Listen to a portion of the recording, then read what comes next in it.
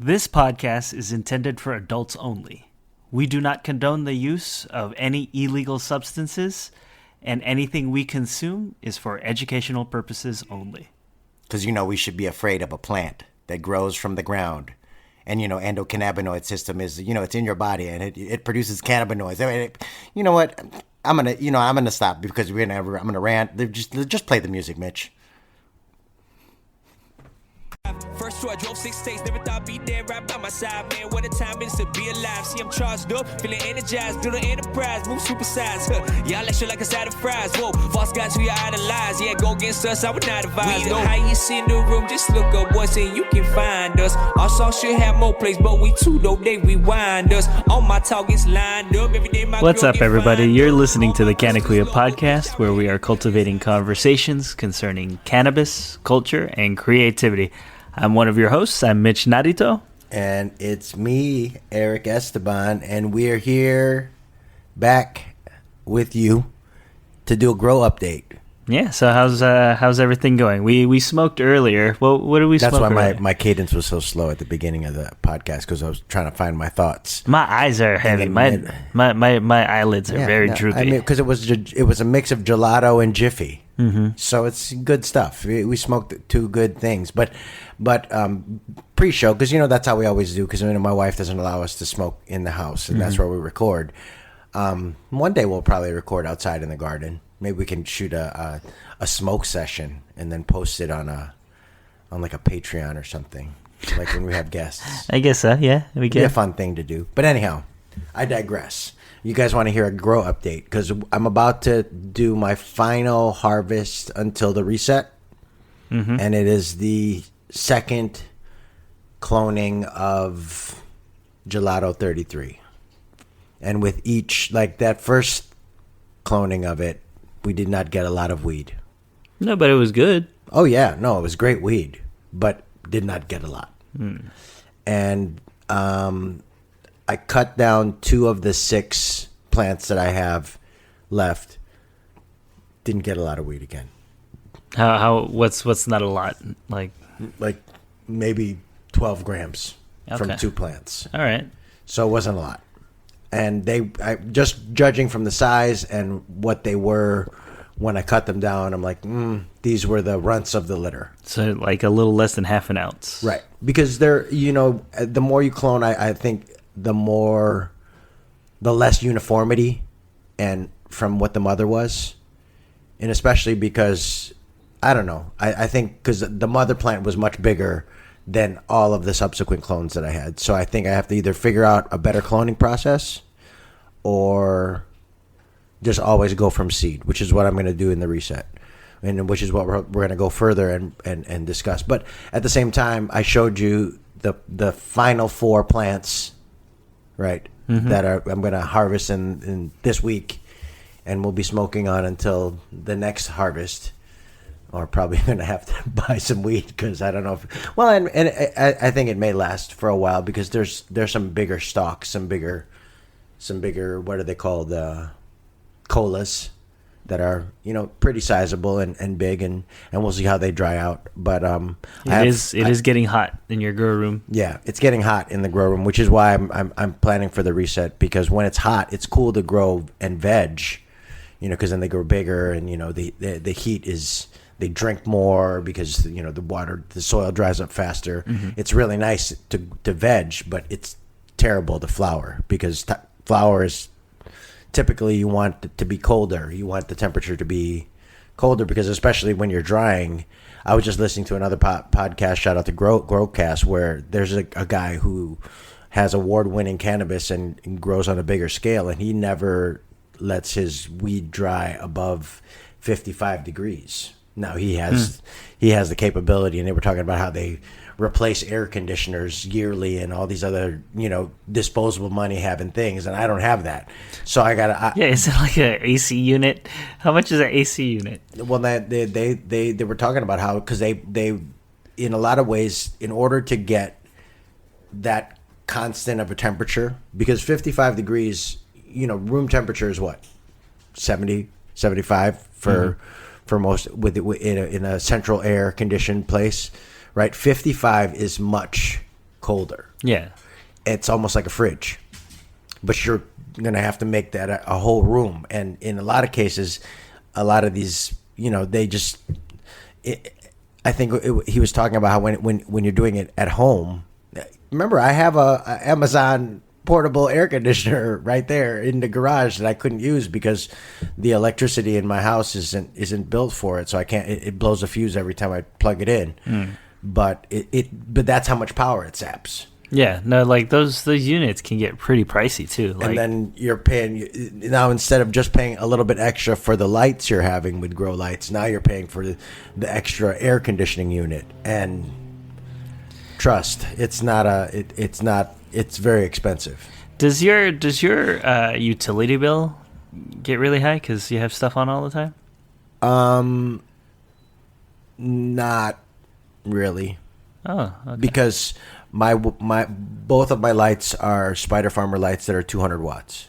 Okay, so that's it's it's like having a regular lamp on all the time.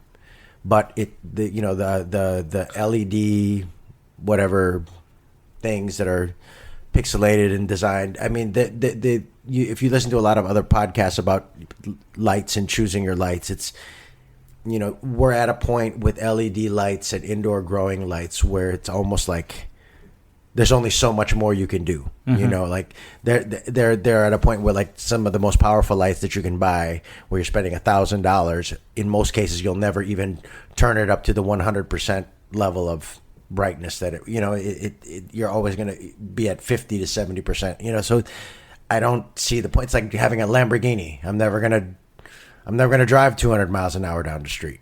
You know what I'm saying? I'm gonna grow it in my patio, and then if I move, we'll figure that out. But I that's my setup for the time being, and I'm happy with it because it doesn't blow my fuses, and it doesn't really, in a lot of ways, it doesn't really affect my lighting bill. Even though I have two 200-watt lights, and then I have another 80-watt small light in the small tent with those supplemental lights on the sides. Yeah, and those are super cheap, and I think those are like 20 watts. So like 100 watts in this one tent, and then 200 watts in each of the other tents, so 500 watts altogether for the whole thing. Okay. No, and then it's for half of the growing cycle, it's only running for 12 hours, and then the other half it's off. The only thing that runs all the time are the fans. Yeah, so but those wouldn't be too those much. Are nominal 5-watt, 10-watt fans. And they're and as far as the AC Infinity fans we were talking about in the last episode about AC Infinity, their fans are designed to, very good conservation of energy, and they're durable, waterproof, the whole thing. Because that's what there are certain things you kind of want to go and spend money on when you're setting up your grow, and your fans, which is something that's you always want constant airflow in your plants so that you don't get any mold, you don't get any, dead water that might the LED might burn the leaves because there's like a droplet of water and it acts like a magnifying glass almost. And so like you don't want that. You want to have airflow constantly, and so for me, airflow is almost the most important thing for your setup in as far as an indoor tent grow setup. But as far as what we're about to harvest right now, I have 4 plants. The colas are looking pretty good. I waited almost the full 10 weeks, which was suggested. They said 9 to 10 weeks, so I waited 10 weeks. And they did expand a little bit more in week 9, and then a little bit more in week 10. So I know if I ever grow this genetic again, or if I get my hands on this genetic again, I'm going to wait the full 10 weeks. Because these are the biggest colas I've seen, even bigger than the mother plant. Because even the mother plant, remember I harvested the mother plant at 8 weeks. Yeah, you did that one pretty early. So it was really early. So imagine if I'd have waited the full 10 weeks on the mother plant, what kind of weed we would have got. Because we got 78 grams of weed on that mother plant. Yeah, you probably would have gotten one plant. Like another 10, 15. Again, it's a learning process because now I've had 6 harvests because I've had a harvest every month since January because of autoflowers and mixing in autoflowers and, figuring and cycling the grow and cloning and all the other stuff. So now I've had a harvest every month this year, and I'm going to reset. I'm going to now go just from seed, and you're going to be able to go on, our website eventually, but also on our Patreon, where you'll be able to see seed to harvest videos from the Canna Kuyas grow, where we're going to produce these. Where we already got the cameras to shoot it, and we've been planning out. And this is where we come to the part of the discussion where we talk about picking out genetics. Yeah, picking out seeds. And to me, when we were talking about this, for me, this is the most important part. This is the most important choice. It's especially for your first grow. So I had a question. So sometimes when you get some weed, sometimes you'll find a seed in it. Mm-hmm. Can you grow that out? Sure. But those are my first attempts. It was like finding bag seed and putting them in, planting it, and see if it sprouted. Yeah. Why not? But you don't know anything about whether it'll be like a male or female. No, you don't know anything. You're just doing it just doing it for the experimentation of it. I know that was my first attempts, was finding bag seed and just putting it in the ground, and then it, the most excitement was when it grew a little bit, and then it grew, and then it died. So all of this is, even from that first seed that I ever planted from a bag seed, this is all a learning process. So aside from genetics, like what kind of plant it's actually going to be, mm-hmm. What other factors should you be keeping in mind when choosing seeds? Well, there's right now 3 types of seeds that you can buy. You can buy a regular seed, which is, you may get like a pack of 12 regular seeds, and you don't know whether you have 8 males and 4 females, or 4 females, and you don't know what the mix is in there, because it's regular seeds. They haven't been feminized, which comes to the next set of seeds, where they take a feminine plant and they apply silver nitrate to the flower, which then in some ways chemically reacts with the flower. I don't want to try and explain how they feminize the seeds, because I've been watching numerous videos online on how to feminize your own seeds, and it's a complicated process that I'm not yet ready for. But at the same time, they offer, and you can buy feminized seeds, which are all feminine seeds, which is what you want. You want the feminine plant form of this cannabis plant, because that's the one that gives you the bud that you want to smoke. Yeah, and then if you have a male, it just it doesn't flower. It just leaves. Does. It flowers, but it's a very different flower, and it's not a flower you'd want to smoke. I can show you some pictures of the lion's claw when it grew out a little bit and started to flower. It was very spiky and they're bulby, because they were about to burst, and the pollen was about to pop on all of that shit. So you don't want those, and most of it ends up being like pulpy, because they're full of pollen, and then they burst, and then they kind of like shrivel. Yeah, so that's how it gets. It's not like what you want to. It's not a bud that you would want to smoke. But that's how it pollinizes in the wild. Correct. Yes. Okay. All right. Yeah. So then that's my goal is right now is to get some feminized seeds, because I've already grown out autoflower seeds, which is a third alternative that you can have to buying seeds. So you have your regular seeds, which are, you don't know if it's male or female, mm-hmm. but it's the purest form of that genetic.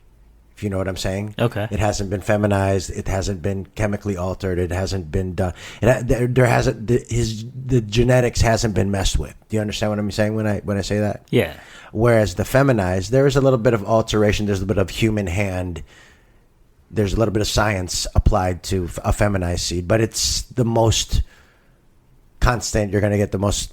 It's a good thing to have. Mm-hmm. It's a to be honest, I think it's a fairly new technology, and as far as the feminized seed, as the growing industry grew, this practice of feminizing seeds grew as well, and it kind of became more. As you grow more, you learn more, and then as they grew more, and the feminized process became a part of the growing process when you come to some of the better seed makers. How much does a pack of seeds cost? I usually make a budget for myself, because you can buy a lot. You can spend a lot of money. Like I'm right now, my plan is to order from homegrown seed company, which is affiliated with Kyle Cushman, who was like the Pied Piper of strawberry cough. He was the guy who, got the genetics and then wrote about it and made strawberry cough famous. And he sells the feminized seed strawberry cough on his website. So I listen to his podcast and I'm like, I want to grow strawberry cough because whenever I've smoked strawberry cough, it's delicious. It's more of a sativa leaning. And have you ever smoked strawberry cough? Yeah. And where there's like a little, when you cough, there's a little bit of strawberry taste. Yeah, that's why I always think of Michael Caine. Yeah. Why does he call it strawberry cough? Cough. Oh, goddamn. Yeah, I mean that was where it was famous. When and Kyle Cushman, if you listen to his podcast, I know he has different podcasts where he talks about GWA, which is grow your weed at home. But he talks about how that was when it was mentioned in that movie was when it blew up and he was able to go door to door and pass the genetics out. But so from this, I'm gonna go get some. So I'm gonna go get some. Go ahead. I'm sorry. So from this homegrown company that you're picking up seeds from. So like, what is it? Like a pack of 12? They go from a pack of 4, which is like 50. I think it's 50, and we can Google it. Okay, if you want. But it's like here. Let's just look it up. But I know that the one that I'm looking for, I think it's a pack of 6, and it's $85. Okay. And so, as long as it's under 100, whether it's 6 or 8, I'm good. Because I know for like for the Lion's Claw, those ended up being regular autoflower, which they didn't autoflower, and I ended up having to do 12-12 on them, which is weird. But at the same time, those were 50. But I'm also thinking about, instead of ordering from Homegrown, is going with you to Buds and Roses and buying their genetics of Gelato 33 crossed with Slurricane. And because I've seen Slurricane and I've seen people grow out Slurricane, and it's a crazy big ass bud. But then Gelato 33 is what Gelato 33 was, and that's from the same spot that we got the Gelato 33. So I was thinking about trying to get Gelato 33 in as far as genetics back into my house, because those, all the other clones have died and all that, but growing that seed out, and they have a feminized seed of that, and that's only $55. Okay, so I'm trying to, so it's how many? And you get 8 seeds there. 8 seeds for $55. And no, I'm all feminized. I'm just doing some like math, like just baseball figures or whatever. So like, okay, you spend like, let's say you spend like $60 on 8 seeds, right? More or less, right? Right. And each plant, if they all grow potentially, and this is all potentially, if they all grow to being able to be harvested, right? So you have 8 plants. Would you say, because I know that for that one gelato plant, you said you had like a huge 78 grams. 78 grams, right? Right. So is that typical, or is that like? Yeah. Okay, so because remember the mint jelly from Humboldt Seed Company. Shout out to them; they're a very good, consistent genetics, even though they're facing some weird controversy with the triploid genetics they sent out. But that's not a discussion we need to get into. But there's this new genetic that they're talking about. It's a triploid, like the seedless banana. It's almost like I'm way too stoned, and I'm not as well versed on it, so I don't really want to get into it too much. But there was a controversy with them. But in as far as my experience with the Humboldt Seed Company, all of their seeds are very consistent and very good. And I've grown out the mint jelly, which, remember the mint jelly? That was some really good weed, and that was one huge jar, or in some cases a jar and a half per plant. So we have, so it's $60 for 8 seeds, 8 plants, right? You get about 70 grams each, so that's 560 grams. Correct. Right? And then an ounce is 28 grams. What's a pound? Pound's like 600 grams or something like that, right? How much? What, I don't know. I just go by... Hey, Siri. This guy. What's a pound in ounces? 16 ounces. So 16 ounces? Hold on, I'm super stoned. I forgot what I sorry. No, you said So it's 560, right? So that's how many grams, right? Yeah. So it's 60. So you're getting about 9 ounces, like, and then some. So 9 ounces and change. Yeah. And then what's the going rate for an ounce?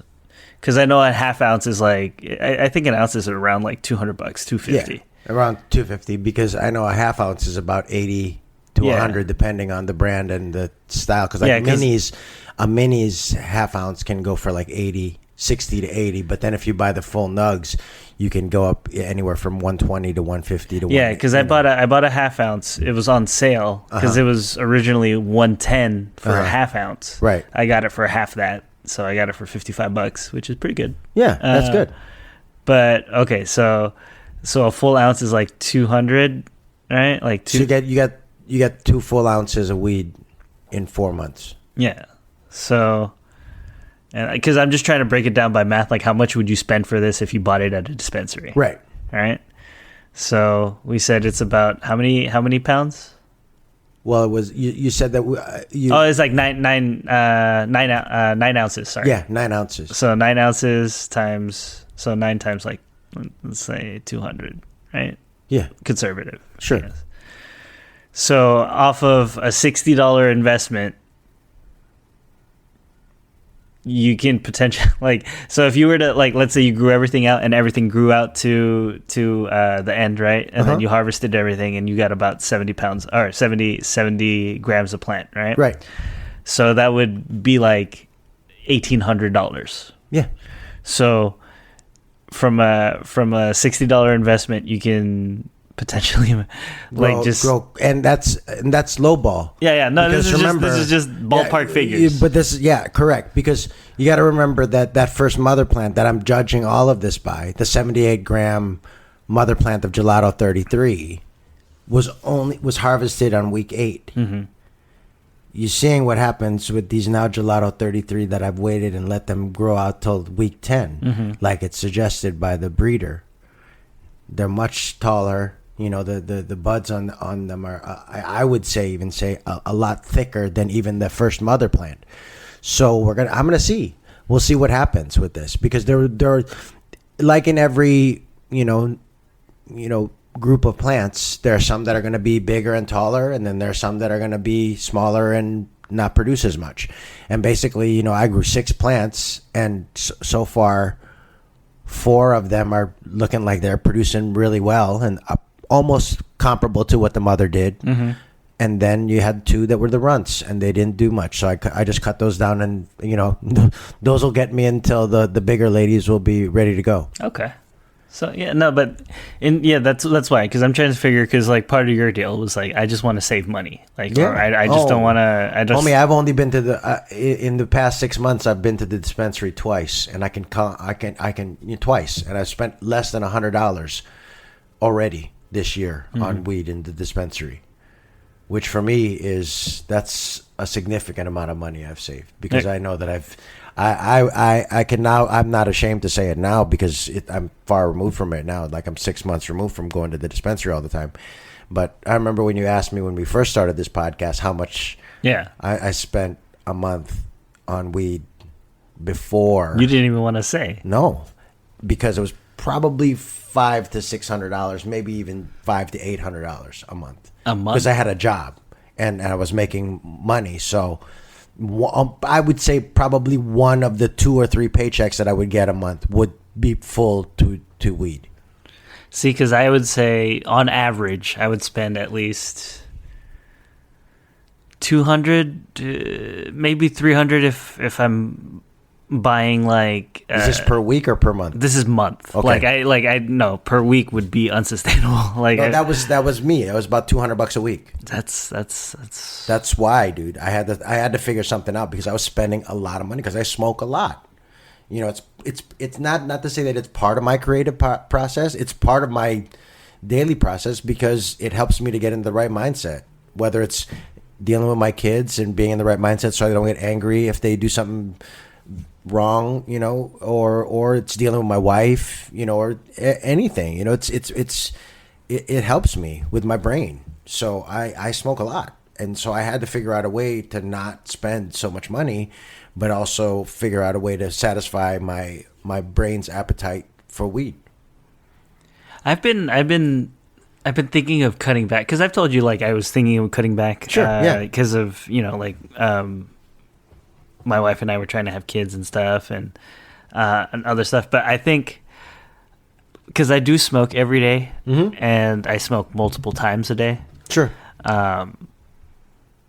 But I was thinking about cutting back because I do feel that it does affect memory, but it also I feel that I'm doing it just to do it sometimes. Sure. I don't necessarily need to, but it's just I got nothing better to do. Right. So I'll just go smoke. Well, and that's again for me. Like we talked about this on the last podcast. Each person's relationship with this is different. Yeah. And however you want to roll, you're my homie. I don't, our rapport is our rapport. If you smoke as much as I do, or you don't smoke as much as I do, but you're still going to be a Canna Kuya. You know what I'm saying? But at the same time, I love that you have that, because I know for myself, I'm a pothead until I'm dead. Yeah. Because I've tried. I remember when I was in therapy, and I was, she had my therapist at that time had said, maybe you should try taking a break from it. And all it did was made me more irritable, and made me more anxious, and made me. I think I took like 2-3 weeks off. But the best part about that was when you took 2-3 weeks off, it was like the first time again. Yeah, when you no, smoke. like you're, and it's always good to take breaks. But I'm at a point in my life now. Yeah, no, I can't. I'm not. I'd rather not. No, because so in terms of, I always base it off of like when friends would ask, "Oh, how long does weed stay in your system?" 6 months at least. No, it depends. Yeah. Because it's stored in your fat. Yeah. So like if you've been consuming it like regularly, yeah, it's gonna take the more you consume, the longer it's gonna take to get out of your body. That's just obvious, right? Exactly. But like if you're it goes into your hair in some cases. Like they can take a hair sample and it'll be in your hair. These bad boys, all of this is all weed. I know your whole head. Like half your head is probably it's luscious. If I clip the ends of your hair and put it on top to sprinkle on my bowl, I probably would get higher. No, but for real, like if you were to take some hair samples and then like run them through a test, it'd be like holy. Oh, for sure. For sure. But anyways, I lost track. All I'll say is that how long does it stay in your system is what we're okay, yeah. So if you're just like a casual user, like, and your friends are everyday smokers, and then like you go hang out and you smoke something, usually like average is about 3 weeks it'll leave your system. But in terms of like your dopamine receptors, like resetting, because pretty much like what you do when you're smoking all the time is you're just coating your dopamine receptors with freaking with THC. Right? Yes, and that's what makes you feel good. That takes a little longer. But what I like about weed, the reason that I like weed, is that usually you can go to sleep. That's how your body flushes out, and like it resets a lot of stuff. When you go to sleep, it'll clear everything out. Sure. Right. Yeah. Like unless an edible, because sometimes I've woke up. There were times in my earlier life when edibles really hit me, where I'd wake up and I'd still be a little bit stoned from an edible. Yeah, that's concentration though. That's because it's just in your bloodstream. Right? Exactly. Yeah. But yeah, like I think about that because like I've gone. Like I've told you, I've gone cold turkey, and I've quit like a few times just to see, or I take a break. Have you gone cold turkey recently? Traveling has made me not in Chicago. Not in Chicago, but like traveling, like sometimes it's just a hassle to get it. So I'm just like, okay, like, for sure. But I've noticed that I like weed because it's what I can manage and like I can measure out. But I've noticed like it's the type of behavior where if I don't have weed, like I'll find a substitute. Like if there's no weed around, maybe I'll drink more. Or if there's no weed, and I was doing that towards the during the deliberation of no worries, whether I grow my own, or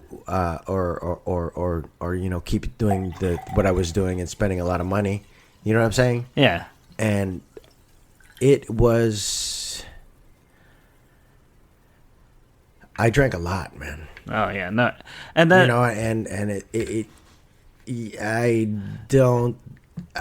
alcohol is different than weed. Cause how you said, you can fall asleep and then you don't feel it the next day. You're good, and it's gone. No, right, cool. The cumulative effects of alcohol versus weed, alcohol is so bad for you, dude. And I gained weight. I was puffy in the face. Everything. It was, alcohol. When I was trying to because I didn't want to spend so much money on weed, so I just substitute with more alcohol.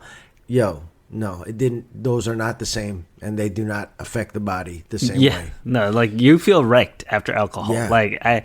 I can feel it in my age. I could smoke for a good while. I could smoke all day. My throat might get cut up. Or sure. I can see where it sometimes will make me a little hoarse. Sometimes if I've smoked a lot. But not like alcohol. There have been nights and times. I mean, I should have learned my lesson at my wedding. All I'll say is I never have marijuana sweats. Alcohol sweats are a real deal. There's no such thing as cannabis poisoning. That's what I had the day after my wedding. Was alcohol poisoning. Yeah, that too. There's no such thing. There's no such thing as. I've never blacked out off a weed.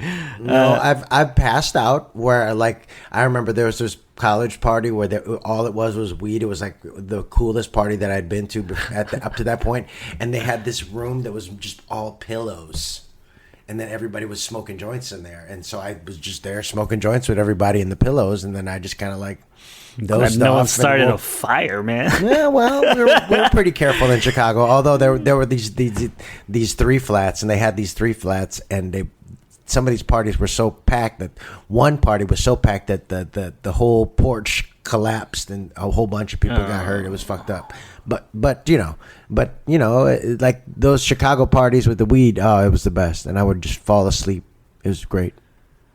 So yeah, I've passed out on weed before, but not in a bad way. Take a little 20-minute cat nap and be ready to party. It'll knock you out, but it's never been where with alcohol when you black out. No, man, I don't like that. I don't like that either. That's one of the reasons, because I thought that going back to when I didn't do any drugs or didn't any drink or anything, I was just I don't. The reason I stay away from alcohol or I refrain from alcohol like I do is because I just don't like getting to that point where I black out and then I'm not conscious of my actions. That trips me out. But at least you're a funny drunk. I'll say that because Mitch and I have been producing shows for a minute. We produce shows at the Good Night, and the bartenders will be very friendly to us. Yeah, and there were times where you would have to sing karaoke, and you're a little bit.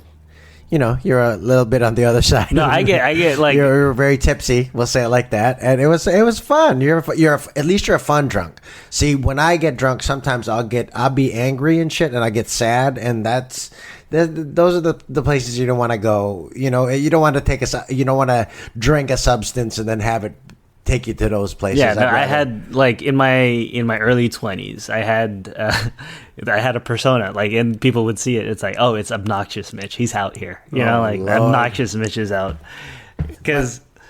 But we should go back to talking about setting up for our grow. Oh yeah. Because we could get into the evils of alcohol versus the benefits of cannabis all day. But at the end of the day, if you don't want to drink as much, you don't want to, but you also don't want to spend, because like I was saying, I just admitted, I spend a shit ton of money at the dispensaries. And then when you throw in all the other stuff that we've talked about on this podcast, where you don't know if those terps are sprayed on terps, or if they're artificial terps, or if that's old ass weed, or all the other stuff, unregulated weed, or if the weed that didn't pass the test here in Cali, and then you're in New York and you're smoking that weed, or whatever else it is.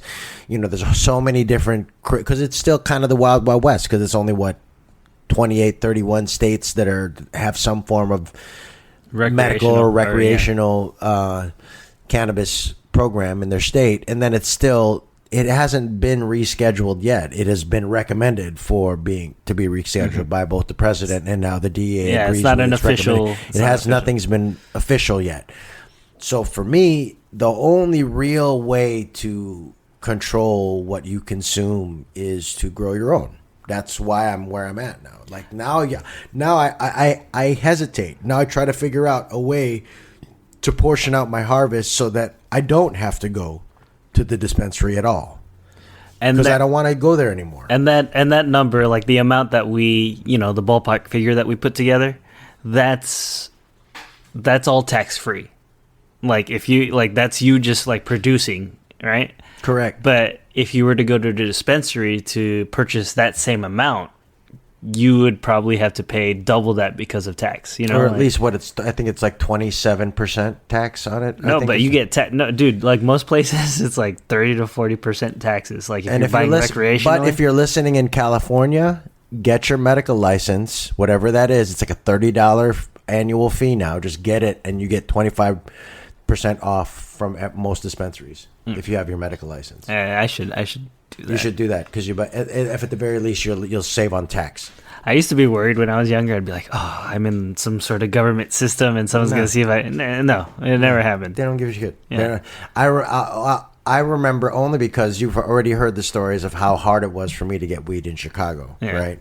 So once you told me all, and at this point, I moved here in 2006. So I got my first medical license in 2007, and at that point, it was still $200 to $150 to $200 to get an annual license, and I paid it. I was like, "Are you kidding me?" Because I was spending $200 a week at the dispensary, but by somebody going for me and then him taking whatever it was off the top he took, or you know what I'm saying? Like I was having somebody else go to the dispensary for me to save from paying the $200. I was like, nah, this is stupid. So I paid the $200, and I think I did that for till 2012, or at least maybe even further, maybe 2015. Like I got one every year and paid the whatever fee it was, and it went down every year. It went from like $150 to $75 to $50. Now this most recent one that I got is $30. Yeah, the thing that amuses me is I remember getting my medical rec, and then like my friends that were around that didn't have them, they'd always hit me up and be like, "Hey, can you buy me something?" Yeah, I'm like, yeah. Same with me. All the homies would hit me up because they knew I had my rec. Yeah, and now it's totally different things. So just bring your ID. Just go. 2020. Just go show your ID, dude. You're good.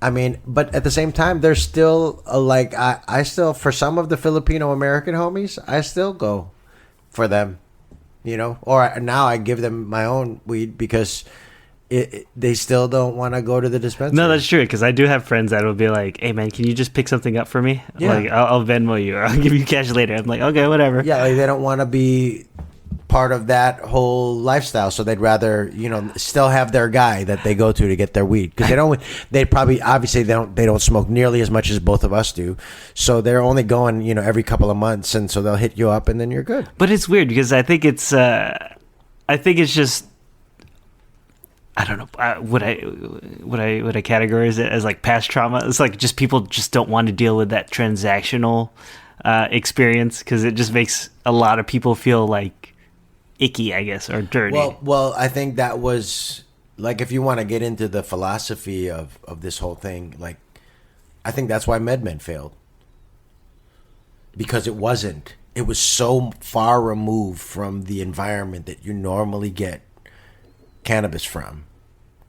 Like when you think about it, especially in some of the places where it's not like California, where they didn't have those Prop 215 dispensaries, where there were people who were growing their own at home and bringing a backpack full of weed and coming out with a backpack full of cash. Yeah. There's a different time, and I'm pissed off that I missed out on that shit.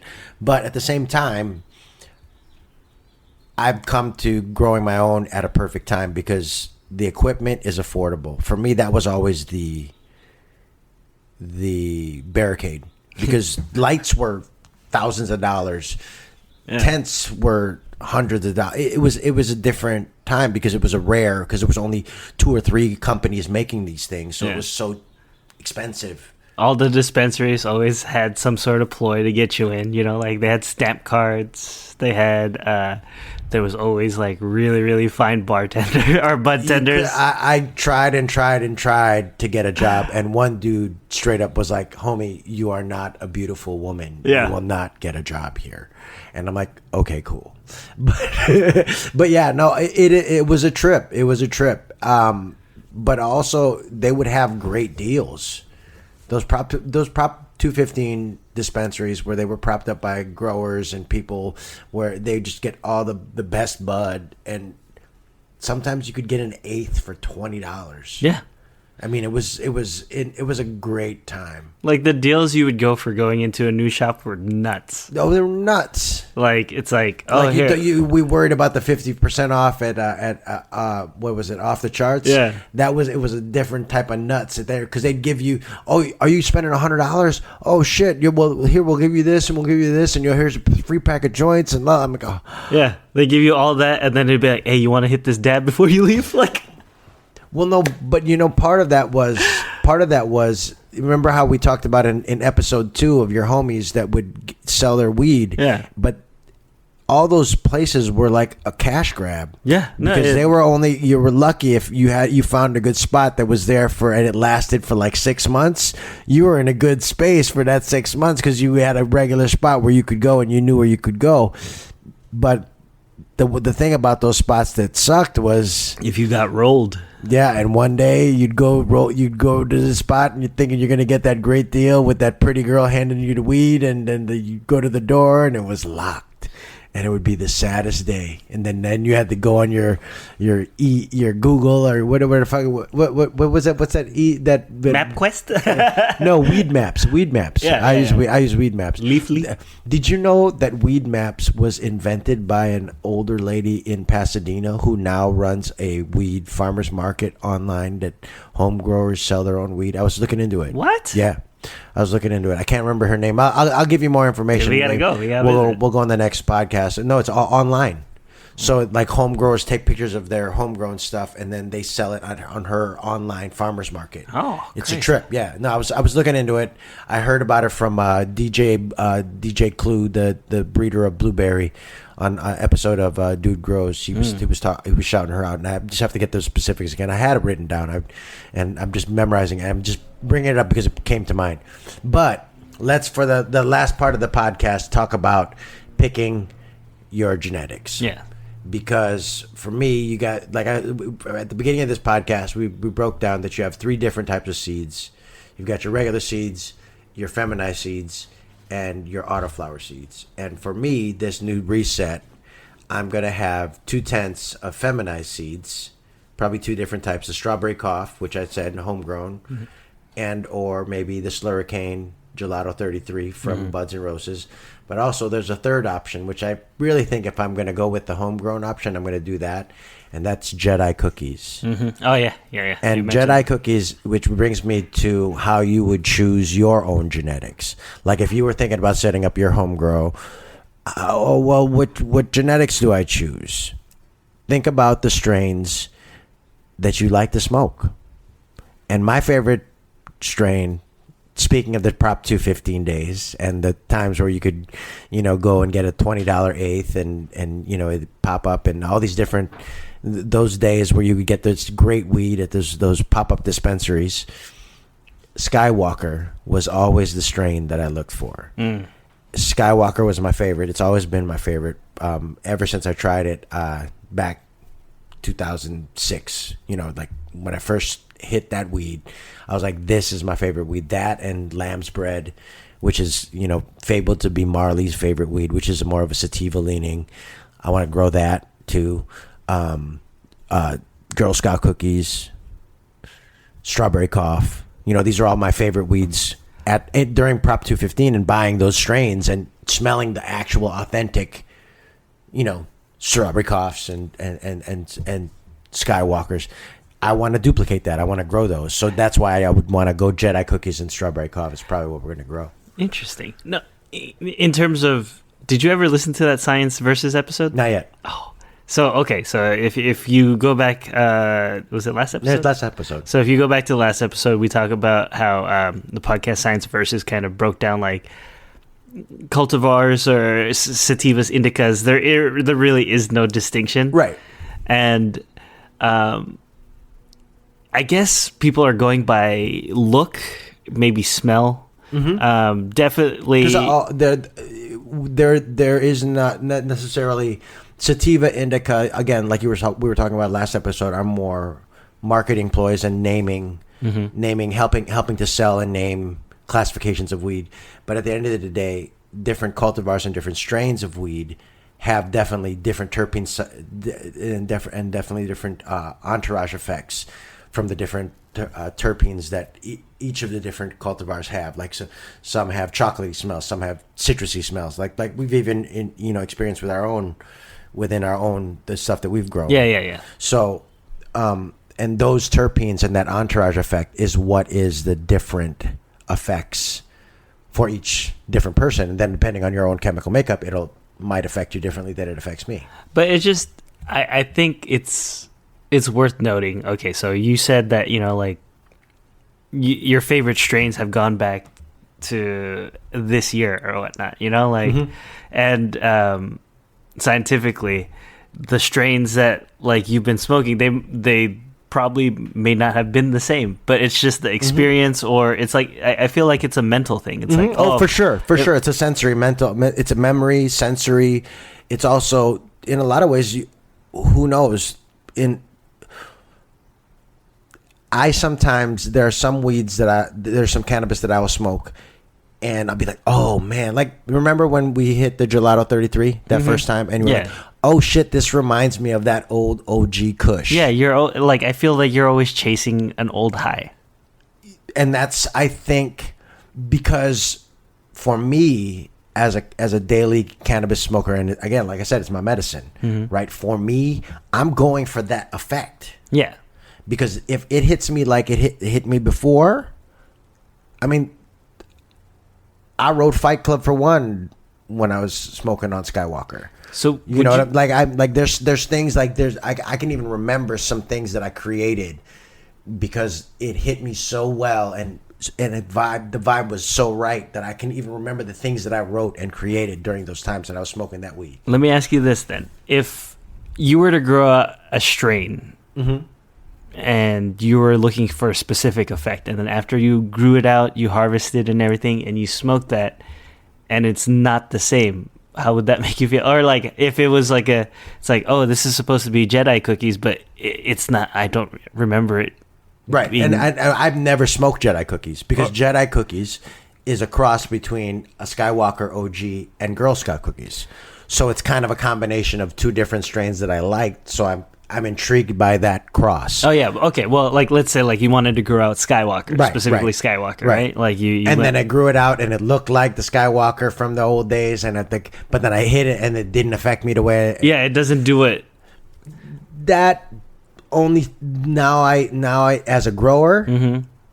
Now I'm going to say, well, what did I make a mistake? Yeah, see, it's weird. Did I make a mistake, or maybe the genetics is lost, and this is the best that you're going to get from this genetics now, because some of the genetics isn't the same as it was back in the day, because it's been crossbred and changed and moved, and even in a lot of ways you have to still think about the environment that I'm growing it in. I'm growing in soil versus growing in cocoa versus growing in whatever else.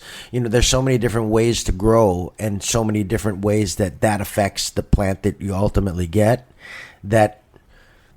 So more importantly, instead of necessarily genetics, it's what's the rest of your setup? How are you going to actually be able to... It's a combination of all of it. Okay. Because once you get the right genetics, if it's in the bad environment, you're still not going to reach the full potential of that genetics.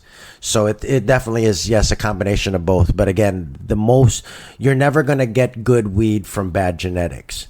Whereas if you can tweak your environment to create the ideal environment for your setting, then you're going to get the ideal weed from that genetics. Yeah, you're just gonna giving reach it the full best potential. chance. You're Yeah. giving it its best chance, correct. But you're never going to have if you get bad genetics or cheap genetics, or maybe not from a reputable genetics dealer, or guys, don't answer those DMs from Instagram. If you're on Instagram and you're following us on Instagram at Canna Kuyas Grow, I know I get those DMs from some of those breeders that are, maybe they're breeders, maybe they're not, or maybe they're duplicate accounts from.